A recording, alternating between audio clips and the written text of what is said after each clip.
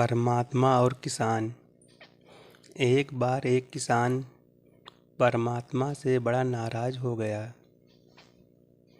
कभी बाढ़ आ जाए, कभी सूखा पड़ जाए, कभी धूप तेज हो जाए, तो कभी ओले पड़ जाएं।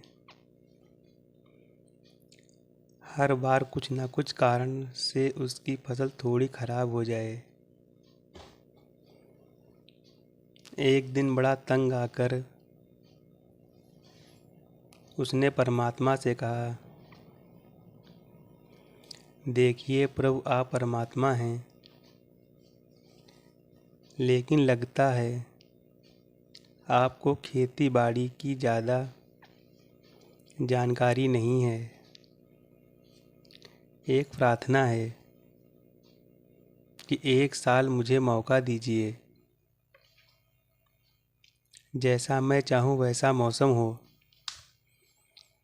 फिर आप देखना मैं कैसे अन्न के भंडार भर दूंगा। परमात्मा मुस्कुराए और कहा, ठीक है, जैसा तुम चाहोगे वैसा ही होगा। जैसा चाहोगे वैसा ही मौसम दूंगा। मैं दखल नहीं करूंगा। किसान ने गेहूं की फसल की बुआई। जब धूप चाहिए तब धूप मिली, जब पानी तब पानी, और तेज धूप, ओले, बाढ़, आंधी तो उसने आने ही नहीं दिया।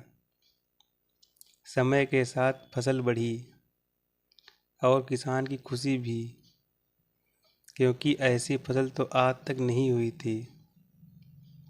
किसान ने मन ही मन सोचा, अब पता चलेगा परमात्मा को कि फसल कैसे करते हैं। बेकार ही इतने बरस हम किसानों को परेशान करते रहे। फसल काटने का समय भी आया। किसान बड़े गर्व से फसल काटने गया, लेकिन जैसे ही फसल काटने लगा, एकदम से छाती पर हाथ रखकर बैठ गया। गेहूं की एक भी बाली के अंदर गेहूं नहीं था। सारी बालियां अंदर से खाली थीं। बड़ा दुखी होकर उसने परमात्मा से कहा, प्रभु, ये क्या हुआ? तब परमात्मा बोले, ये तो होना ही था। तुमने पौधों को संघर्ष का जरा सा भी मौका नहीं दिया। ना तेज धूप में उनको तपने दिया और ना आंधी ओले से जूझने दिया। उनको किसी प्रकार की चुनौती का एहसास जरा भी नहीं होने दिया। इसलिए सब पौधे खोखले रह गए। जब आंधी आती है, तेज बारिश होती है, ओले गिरते हैं, तब पौधा अपने बल से ही खड़ा रहता है। वो अपना अस्तित्व बचाने का संघर्ष करता है, और इस संघर्ष से जो बल पैदा होता है वो ही उसे शक्ति देता है, ऊर्जा देता है, उसकी जीवटता को उभारता है। सोने को भी कुंदन बनाने के लिए आग में तपने, हथौड़ी से पीटने, गलने जैसी चुनौतियों से गुजरना पड़ता है।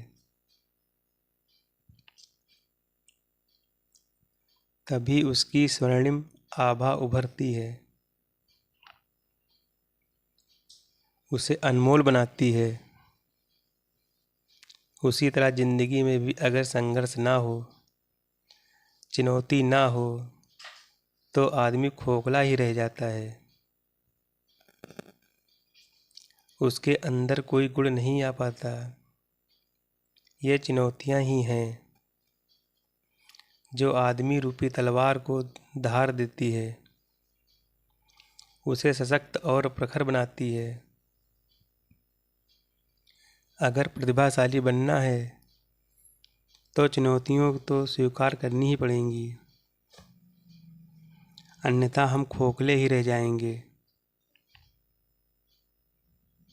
अगर जिंदगी में प्रखर बनना है, प्रतिभाशाली बनना है, तो संघर्ष और चुनौतियों का सामना तो करना ही पड़ेगा।